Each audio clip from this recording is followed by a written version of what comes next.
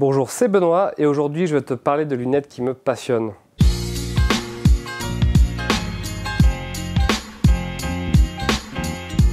Bon, je vais faire simple. J'adore les lunettes de soleil parce que s'il y a bien un accessoire qui ajoute une énorme dose de style à une tenue, tout en étant super utile, c'est la bonne vieille paire de solaire. Et moi qui ai facilement des cernes, tu vois, une bonne paire de lunettes de soleil, hop, on voit plus rien. Donc c'est tout bénef pour moi. Parce que tu vois, quand tu es sous le soleil, sans lunettes de soleil du coup, tu plisses les yeux, tu grimaces, ça se voit que t'es pas bien quoi. Donc moi, pour cet été, j'ai envie que tu aies une paire de lunettes vraiment stylées et je vais t'aider à travers cette vidéo. Alors, avant qu'on rentre dans le dur, tu vois, le marché de la lunette de soleil, il est un peu particulier et c'est nécessaire que je te l'explique pour bien que tu puisses comprendre les prix de ce que tu vas avoir dans le commerce. Au commencement était Luxottica, ce géant italien de l'optique. Et d'ailleurs, il y a 2 ans, Essilor, donc le numéro 1 des verres français, s'est allié à Luxottica et donc là, on a une boîte encore plus gigantesque. Donc Luxottica, c'est une boîte énorme qui gère tout plein de marques hyper connues. Donc tu as Ray-Ban, Oakley, Persol, et ce sont eux qui fabriquent les lunettes pour Chanel, Prada, Versace ou Dolce & Gabbana et quantité de plein d'autres marques. Donc c'est un peu comme une sorte de fausse concurrence et d'ailleurs Luxottica est parfois sous le coup d'enquête antitrust. Mais c'est pas fini parce que tu as une autre boîte italienne qui détient un paquet de licences, c'est Safilo. Alors eux, ils ont les licences pour les lunettes de chez Dior, de chez Givenchy, de chez Fendi, de chez Marc Jacob et de... La liste est longue quoi. Mais c'est pas fini, il reste encore une dernière boîte italienne aussi, c'est Marcolin ou Marcolin comme tu veux. Alors eux ils sont connus parce que c'est eux qui ont la licence pour fabriquer les lunettes de la marque Tom Ford. Alors ils ont aussi la licence pour Victoria's Secret, donc très gros truc, pour Zegna, pour Discored ou encore pour Guess. Et bon, tu connais le refrain pour encore plein d'autres marques. Donc si tu regardes bien, toutes les marques de luxe, ou quasiment toutes en tout cas, délèguent la fabrication de leurs lunettes à 3 grosses boîtes. Et tu vois, quand c'est un business qui est concentré sur si peu d'acteurs, c'est un marché qui n'est vraiment jamais challengé au niveau des prix, ni même d'ailleurs au niveau de la qualité. C'est un peu comme quand tu avais SFR, Orange et Bouygues, avant que Free arrive. Ça les a arrangé bien que les prix soient globalement élevés à ces 3 acteurs. Pour la lunette, c'est un peu pareil. Mais heureusement, les choses changent petit à petit. Et donc, dans le cas de ces lunettes de soleil qui viennent de ces 3 boîtes, forcément, c'est des prix élevés parce qu'il y a des gros coûts de licence à amortir. Et il y a aussi de la marge à aller chercher. Et maintenant, tu sais à quel point le luxe aime les accessoires où on peut marger YOLO quoi. Ça m'amène à un premier point. Les lunettes de soleil de marque de luxe, souvent la forme elle est bien travaillée, c'est joli. Là-dessus, je dis vraiment pas le contraire. Ça tombe bien sur ton nez, le verre a pile poil la bonne taille, tout est cool et facile à porter. Mais je trouve que souvent c'est aussi très cher pour ce que c'est. Alors pour te donner une idée, des lunettes de chez Chanel, Dior, Gucci, Prada, c'est entre 250 €, 300 et ça peut monter jusqu'à 400 voire même 450 €. Donc tu vois, c'est pas rien. Et alors au niveau de la qualité, finalement vu que ce sont que seulement 3 acteurs qui fabriquent la même chose, c'est une qualité qui d'une marque à l'autre est assez similaire, assez standard, il n'y a pas beaucoup de différence et c'est un peu dommage, c'est un produit qui est, tu vois, il n'y a pas beaucoup d'innovation, de créativité dans les formes. Alors malheureusement, dès que tu veux des formes plus travaillées avec des matériaux encore plus exclusifs ou avec des designs avec plus de personnalité, va falloir monter le budget, mais ça on va y venir après. Et alors là tu vas te poser la question que tout le monde s'est posée, mais comment je fais pour choisir une paire de lunettes de soleil en fonction de mon visage? Je suis sûr que tu as vu des conseils de choisir des lunettes de soleil en fonction de son visage, s'il est ovale, fin, triangulaire ou je sais pas quoi. Mais moi je trouve que c'est vraiment pas évident et c'est pas pratique du tout. Parce qu'honnêtement il faut que tu saches déjà si tu as un visage ovale ou fin et... Moi, la différence entre les deux, je la connais pas vraiment. Enfin, c'est vraiment beaucoup se prendre la tête. C'est comme si je te disais qu'en fonction de la forme de ton bras, il te faut telle ou telle chemise. Déjà, va savoir précisément quelle est la forme de ton bras et va trouver une chemise qui est faite exprès pour la forme de ton bras. Tu vois, c'est pas pratique. Donc la solution, finalement, c'est comme les vêtements. Il faut essayer plein de marques avant de trouver ce qui va te plaire. Et là, par contre, j'ai bien insisté.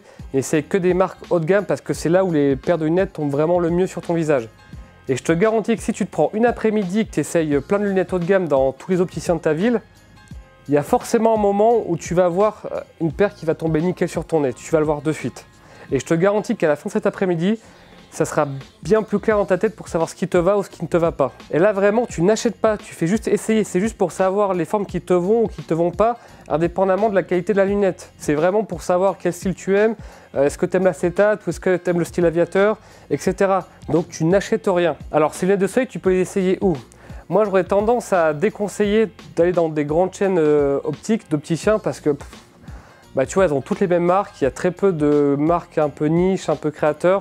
C'est toujours la même chose. Ensuite, vraiment, s'il y a que ça dans ta ville, vas-y, attention, faut avoir un peu de bon sens. Donc moi, je conseille plutôt de trouver dans ta ville les opticiens qui ont une sélection un peu plus pointue, les petits opticiens indépendants. C'est exactement comme pour les vêtements, tu vois.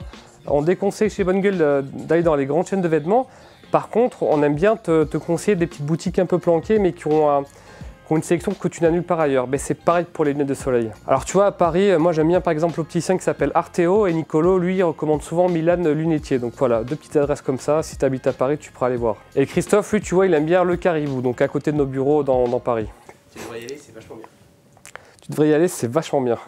Mais alors, vers quelle marque se tourner? C'est ce qu'on va voir. Je te le dis de suite, la qualité sur une paire de solaire, ça se paie. Si par exemple tu veux une paire de lunettes de soleil fabriquée au Japon, en titane avec des branches guillochées, un détail que j'aime beaucoup, avec de l'acétate bicouleur poli au bambou, ça peut pas coûter 100 €. Hein. Là-dessus, c'est comme les vêtements. Alors par contre, il peut y avoir un petit souci si tu es du genre à paumer tes lunettes, à t'asseoir dessus ou à les perdre chaque été sur le bord de la plage. Là, c'est un peu compliqué, effectivement. J'ouvre une parenthèse, mais si c'est juste des solaires pour jouer au volley ou au foot sur la plage, tu vas chez Decathlon et tu prends des lunettes de soleil pour le sport. Pourquoi? Tout simplement parce que si tu reçois un ballon en pleine tête, c'est des lunettes qui sont faites de manière à ce que ça n'expose pas en plein de débris différents dans l'œil, donc c'est plutôt pas mal. Par contre, je t'en supplie, n'achète jamais de lunettes de soleil de contrefaçon ou si tu as un doute. Pourquoi? Parce que tes yeux seront très mal protégés, tu les mets en danger. En fait, le vert sombre de la lunette va dilater ta pupille, elle va encore recevoir plus de soleil, mais vu qu'il n'y a pas de filtre UV, elle va recevoir encore plus UV, ça va être encore plus dangereux que si tu n'avais pas de lunettes finalement. Au niveau de la protection UV, prends toujours des lunettes de catégorie 3. Pas de catégorie 2 parce que c'est pas adapté pour la plage quand il y a vraiment beaucoup de soleil. Et attention parce que Zara est coutumier de vendre des lunettes de soleil de catégorie 2. Et ne prends pas des lunettes de catégorie 4 parce que c'est interdit de conduire avec parce qu'elles sont trop sombres. C'est vraiment pour les gens qui vont sur des glaciers ou qui font du ski. La catégorie de protection, elle est indiquée souvent par un petit autocollant qui est collé sur le verre ou par un petit carton attaché. Donc si tu n'en vois pas, c'est pas vraiment bon signe. Donc maintenant, je vais te parler de ma sélection de marques. Donc je vais commencer du budget le plus bas possible. On va monter ensuite dans les étoiles. Alors on commence avec la marque la plus entrée de gamme que je connaisse, qui protège bien les yeux et avec un minimum de design, quoi, tu vois, donc pas une lunette de sport. C'est la marque Easy Peasy. Les modèles sont entre 35 et 50 €. Alors par contre, à ce prix-là, tu vois, tu n'auras pas d'acétate, tu auras juste du plastique, t'as rien qui est dit sur le pays de fabrication. Mais au moins, tu vois, tu auras un design facile à porter et tu auras tes yeux bien protégés. C'est déjà pas mal. La gamme de prix au-dessus, c'est Sud Supply. Donc tu vois, j'ai même pas dit Sud Supply, qui propose des lunettes à 69 €. Mais j'ai un gros problème parce qu'ils n'ont pas vraiment bien complété la description sur leur e-shop. Et donc, tu n'as rien qui est dit sur la catégorie de protection contre les UV et sur le pays de fabrication. C'est bien dommage et j'espère qu'ils vont vite corriger ça. Après, autour des 100 €, c'est la gamme de prix où Jimmy Fairley règne en maître. Mais tu as aussi Atelier Particulier, une marque qu'on aime bien chez Bonne Gueule, une marque d'accessoires, qui a récemment sorti une paire à 99 € fabriquée en France. Donc ça, c'est plutôt cool. Mais avec toute l'affection que j'ai pour ces deux marques, ça reste des lunettes à 100 €. Donc si tu veux trouver de l'acétate japonaise ou des inserts en titane, c'est pas à ce prix-là qu'il faut chercher. Juste en dessous de la barre des 200 €, tu as une marque que j'aime beaucoup qui s'appelle Randolph Engineering. D'ailleurs, Geoffrey en a parlé il y a quelques années sur le site. C'est une marque qui fabrique toujours aux États-Unis, qui d'ailleurs fournissait certains pilotes d'avions de chasse, d'où leur présence d'ailleurs dans plein de films américains. C'est robuste, c'est très confortable et vraiment c'est un super rapport qualité-prix bien costaud quoi. Et après un tout petit peu plus cher, tu as Persol. Alors Persol, oui je sais, ça appartient à Luxottica, mais je trouve les produits, il y a vraiment un style qui est sympa, c'est pas si cher que ça.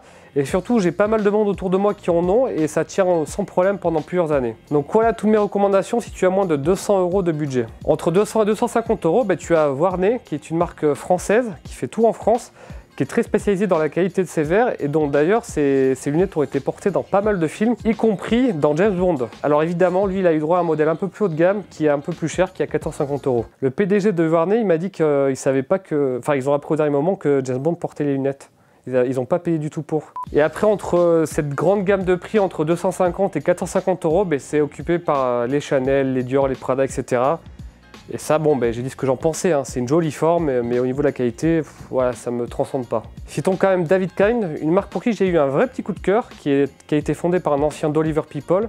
Donc c'est une marque qui est sans intermédiaire, donc ça leur permet de proposer des très beaux produits faits au Japon, avec du titane, les branches guillochées, tout ce que tu veux, pour 400 $ au lieu de 500 à 600 $ si c'était vendu dans un circuit commercial classique. Alors le problème, je sais, c'est que la marque elle ne livre pas encore en France et c'est vraiment dommage parce qu'ils ont des modèles mais super sympas. Donc là, si tu es prêt à passer la barre des 450 €, 500 € de budget, là on va vraiment s'amuser. Donc là, dans les 500-600 €, là tu as le grand frisson de la lunette de soleil. Là tu as la fabrication japonaise, Là, tu as les branches en titane, là, tu as des acétates de folie, tu as des formes de ouf, là, tu as de la personnalité. Alors, c'est une gamme de prix qui s'adresse vraiment à ceux qui aiment les beaux objets, tu vois, qui sont à l'aise avec l'idée de dépenser 500 ou 600 € dans une montre, dans un manteau ou dans des chaussures. Et pour les autres, eh ben, au moins, vous verrez ce que c'est de très très belles paires de lunettes de soleil. Et on va commencer par Dita. Je veux ma paire de Dita. Ah, Dita. Dita. Ce sont rouges sous les Dita, mais t'inquiète, je vois tout. Dita. Dita. Alors là, tu vois, c'est vraiment le cœur qui parle, parce que c'est cette marque-là qui m'a vraiment sensibilisé à ce que c'est qu'une très belle paire de lunettes de soleil. Dita. Donc Dita, c'est une marque qui a été fondée en Californie il y a plus de 10 ans déjà, fondée par deux mecs qui étaient dans la photographie, dans la communication, donc des gens avec un beau réseau, et qui proposent des très très belles lunettes, tu vois, qui les approchent comme un peu comme si c'était un bijou. Donc c'est une marque, tu vois, on peut lui reprocher plein de trucs. Les prix ils font qu'augmenter, c'est show-off, c'est un peu bling parfois, Usher il emporte. Mais tu vois, moi avec cette marque, il y a toujours un truc un peu audacieux sur chacune de leurs paires qui fait que moi j'adore. C'est un très beau produit avec souvent des choix forts en design et toujours des petits détails hyper intéressants. Donc par exemple l'extrémité de leur branche, le pont, donc cet espace entre les deux verres, ou les charnières, la gravure sur le titane. Il y a souvent plein de petits détails super sympas. Alors si tu es intéressé, j'ai écrit un test de 2 paires sur le site. Alors moi j'ai acheté une paire en 2013 par miracle en solde à Manhattan, je m'en souviens. Et tu vois, elles n'ont pas vieilli du tout, tu vois, c'est celle-ci. Elles n'ont pas bougé, les charnières elles sont nickel et elles ont traversé vraiment mais vaillamment toutes les années. Et je peux dire que je les ai pas aménagées. Moi je suis un très grand fan des modèles Minax Special et du modèle Flight 7. Je trouve qu'elles ont vraiment beaucoup de gueule. Par contre, tu vois, c'est à peu près 600 € la paire, donc tu as intérêt à avoir une très bonne mutuelle. Dans cette gamme de prix, il y a une autre marque que j'aime beaucoup, c'est Jacquemart Image. Jacquemart Image, c'est un peu l'outsider face à Dita que je n'ai pas eu venir. Donc là aussi, c'est une marque qui a été créée aux États-Unis mais qui fabrique au Japon avec un gros travail sur les acétates. Alors les prix vont de 125 $ jusqu'à très loin. En marque japonaise, j'aime beaucoup ce que fait Masunaga en collaboration avec le designer Kenzo Takahata. Donc c'est une marque japonaise qui fabrique au Japon, qui fait des produits à la japonaise quoi. Donc des lunettes avec des branches très finement ciselées, des formes toujours très justes et des coloris toujours bien choisis également. Il y a un bel équilibre dans ces lunettes. Et personnellement, c'est ma paire de lunettes de vue aussi et je trouve que le titane mat guilloché, franchement, c'est un roi. Bref, tu vois, dans cette gamme de prix, à 500 € la paire, c'est vraiment pas compliqué de trouver ton bonheur, tu as des super produits. Alors, on peut citer aussi Garrett Leight, Cutler & Gross, Barton Pereira, Max Pition, Nikita, Matsuda, c'est pas Masunaga. Bref, du choix, c'est pas ce qui manque. Voilà pour mes recommandations de prix et de marque.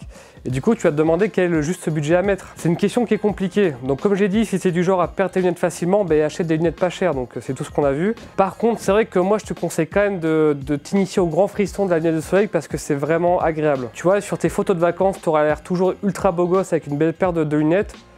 Donc moi je pense que 200 € pour commencer, c'est vraiment un bon début. Alors qu'est-ce que tu dois prendre comme style de lunettes entre une style aviator ou une style un peu wayfarer? C'est vraiment en fonction de tes goûts. Parce qu'aujourd'hui on peut tout à fait porter une wayfarer avec un costume ou avec un t-shirt et c'est pareil pour un autre style de lunettes finalement. Si par exemple tu kiffes les sports automobiles, les belles voitures, je te conseille un style un peu aviator. Par contre si tu es très attiré par tout plein d'univers autour de la musique, autour de l'art, de la création, les musiciens, eux, aiment bien tout ce qui est style wayfarer, donc avec de l'acétate. C'est vraiment en fonction de toi ce que tu aimes. Alors la question, est-ce que je dois prendre des lunettes discrètes ou pas? C'est comme pour les vêtements. Est-ce que je dois prendre un t-shirt blanc tout simple ou un t-shirt plus travaillé avec de la rayure? C'est en fonction de ce que tu es prêt à assumer. C'est vraiment...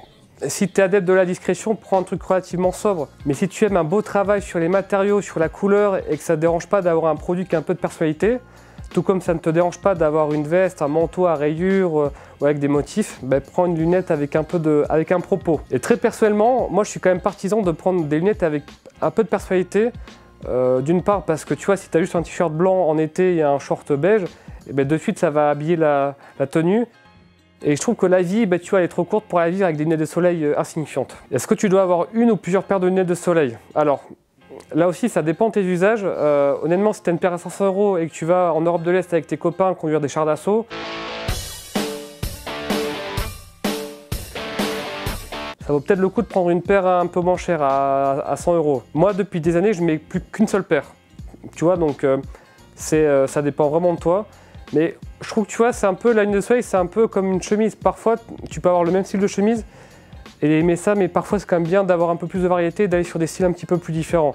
Donc une seule, ça peut très bien faire l'affaire, mais si tu as envie de t'essayer à d'autres styles, pourquoi pas? Dans d'autres gammes de prix, ça peut totalement être possible. Voilà, j'espère que mes conseils vont t'aider à te choisir une paire bien stylée et surtout qui te protège bien les yeux, parce que ça reste le plus important. Si cette vidéo t'a plu, abonne-toi, mets un pouce bleu et abonne-toi à la newsletter pour en recevoir encore plus de conseils. Moi je te dis à très bientôt, salut!